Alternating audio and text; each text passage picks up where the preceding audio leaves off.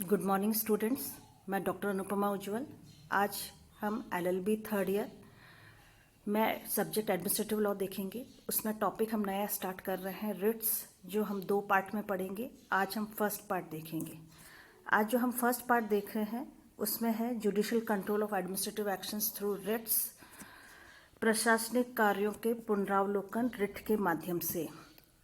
Writ jurisdiction is exercised not only for the enforcement of fundamental rights but also for maintaining control over administrative functions and adjunction bodies. This aspect of public law review was exposed by Honorable Supreme Court in S.L. Kapoor versus Jagmohan AIR 1981 Supreme Court.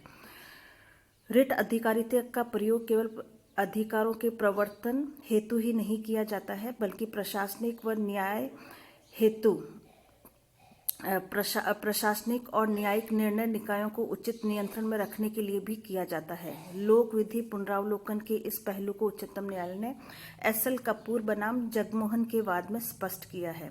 अगर हम ये देखते हैं तो हम ये देखते हैं कि रिट जो है इसका प्रयोग केवल अधिकारों के प्रवर्तन के लिए ही नहीं किया जाता है, जबकि इसका प्रयोग प्रशासनिक व न्याय निर्णय निकायों पर नियंत्रण या कंट्रोल करने के लिए भी किया जाता है। और ये जो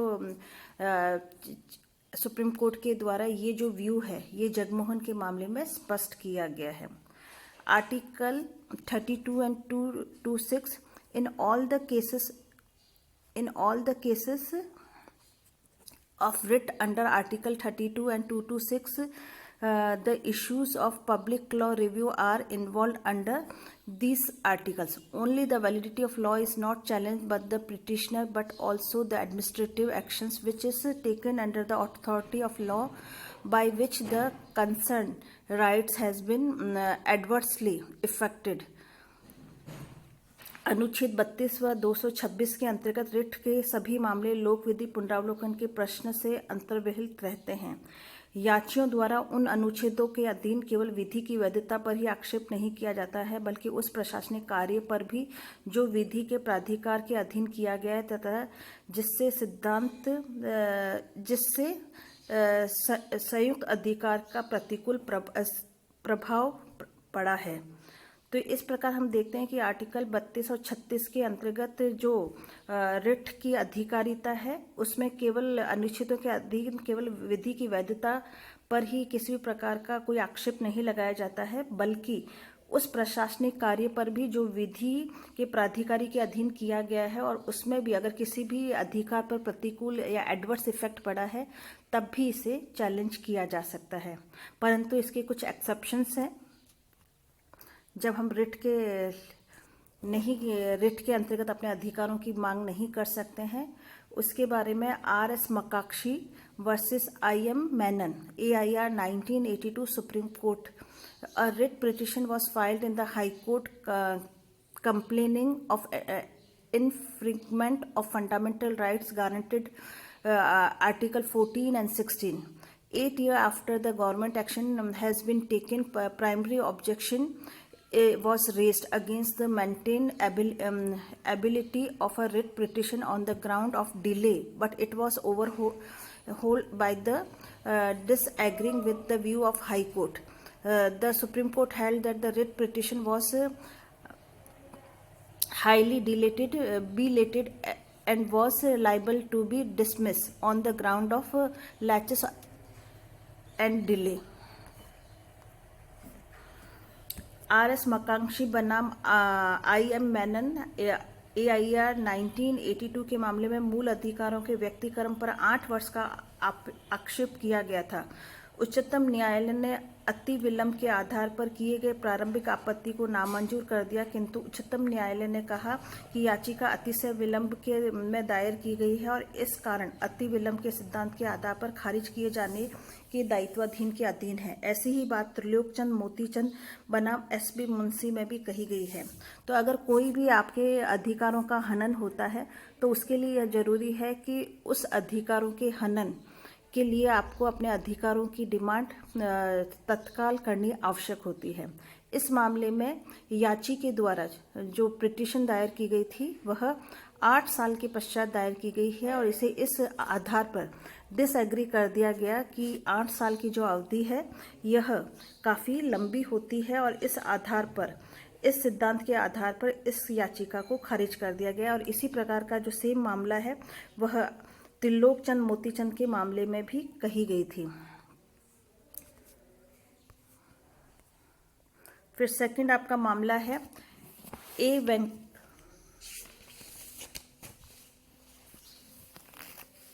ए वेंकटेश राव बनाम RS. वाधवंत 1961. It was held that court may refuse to provide remedy by the way of writs if any alternative sufficient and effective remedies available to petitioner.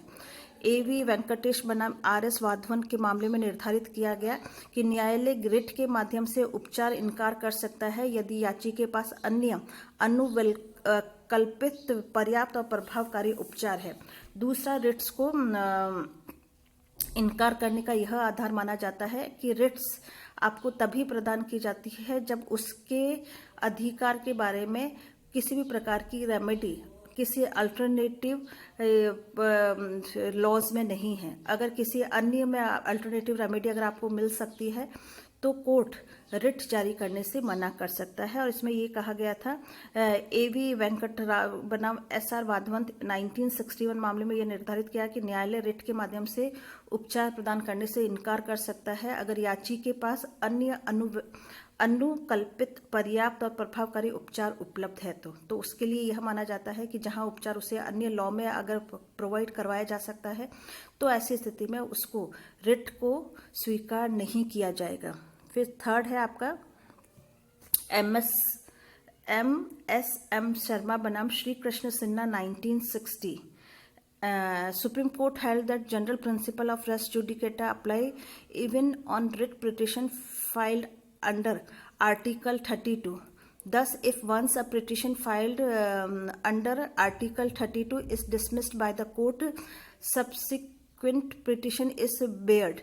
Similarly, if a writ petition filed under Article 226 is considered on merit and dismissed, the decision so pronounced would continue to bind the parties. It would not be open to a party to ignore and set judgment and again move the High Court under Article 226 or the Supreme Court under Article 32 on the same fact and for obtaining the same or similar order or writs. M.S. Sharma बनाम श्री कृष्ण सिन्हा में निर्धारित किया गया कि पूर्व न्याय का साधारण सिद्धांत अनुच्छेद 32 के अधीन रिट याचिकाओं पर लागू होते हैं। इस प्रकार यदि एक बार रिट 32 के अधीन याचिका दायर की जाती है और न्यायालय के द्वारा खारिज कर दी जाती है तो उत्तरवर्ती याचिका खारिज हो जाती है। वैसे ही यदि किसी पक्षकार द्वारा अनुच्छेद 226 के अधीन याचिका दायर की गई है जिस पर गुणावगुण के आधार पर विचार विमर्श किया गया और उसको खारिज कर दिया गया है तो विनिश्चय संबंधित पक्षकारों पर आबदकर बना रहेगा। यह किसी पक्षकार को खुला नहीं होगा कि उक्त निर्णय की अपेक्षा करे और फिर से अनुच्छेद 226 के अधीन उच्चतम न्यायालय के समक्ष उन्हीं तथ्यों पर उन्हीं आदेशों या रिटों को प्राप्त करने का समावेदन किया जाता है। तो जब किसी भी रिट को किसी न्यायालय के द्वारा सुप्रीम कोर्ट या हाई कोर्ट के द्वारा आर्टिकल 32 और आर्टिकल 226 के अंतर्गत पूर्ण रूप से सुनने के पश्चात अगर उसे खारिज कर दिया जाता है तो सेम उसी फैक्ट्स के आधार पर उसे पुनः किसी दूसरे न्यायालय में या सुप्रीम कोर्ट व हाई कोर्ट में नहीं लगाया जा सकता है। फोर्थ है आपका court can entertain a writ petition only if petitioner has already suffered a damage of or injury or when there is reasonable livelihood of injury being caused. Similar opinion was held in case of Shiv Shankar versus MP State Court. यह भी एक परिसीमा है कि writ याचिका तभी ग्रहण की जाएगी जब याची को नुकसान या क्षति हुई हो और क्षति कारित किए जाने की युक्तियुक्त संभावना हो। ऐसी ही बात का निर्धारण शिव शंकर बनाम मध्य प्रदेश राज्य की सरकार के मामले में निर्धारित किया गया है। यदि प्रत्याशित अनुतोष प्राप्त हो सकता है तो रिट याचिका स्वीकार नहीं की जाएगी।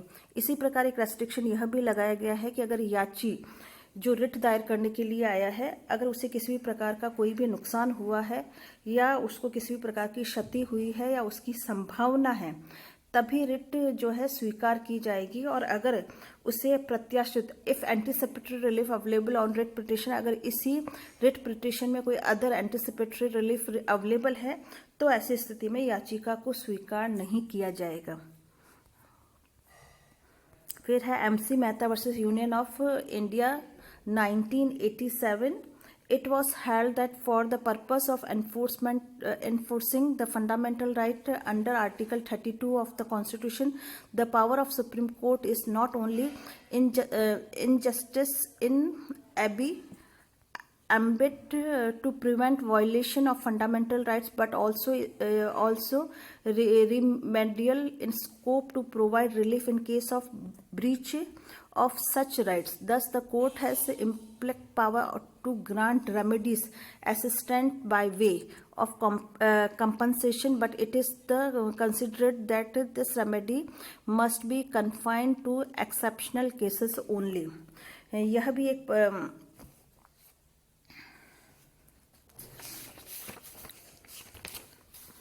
MC Mehta versus union of India 1986 मामले में निर्धारित किया गया कि मूल अधिकारों का प्रवर्तन करने में अनुच्छेद 32 सब क्लॉज 2 के तहत उच्चतम न्यायालय की रिट अधिकारिता केवल निषेधात्मक ही नहीं है, जिसमें अतिक्रामक प्रशासनिक कार्य को अपास्त कर दिया जाए, बल्कि इसमें मूल अधिकारों के भंग होने के विषय में उपचारी सहायता भी विवक्षित है और ऐसे मामलों में उपचारी सहायता के रूप में प्रतिकर भी प्रदान किया जा सकता है, किंतु यह व्यवस्था असाधारण परिस्थितियों के लिए ही सीमित रखी गई है।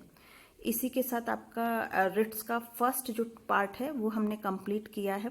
इसके बाद कौन कौन सी रिट्स आर्टिकल 32 और आर्टिकल 226 के अंतर्गत जारी की जा सकती है, ये आप पहले भी फर्स्ट ईयर में कॉन्स्टिट्यूशन में पढ़ चुके हैं, इसलिए हम वापस डिटेल में उसको नहीं देख के शॉर्ट में नेक्स्ट वीडियो में देखेंगे।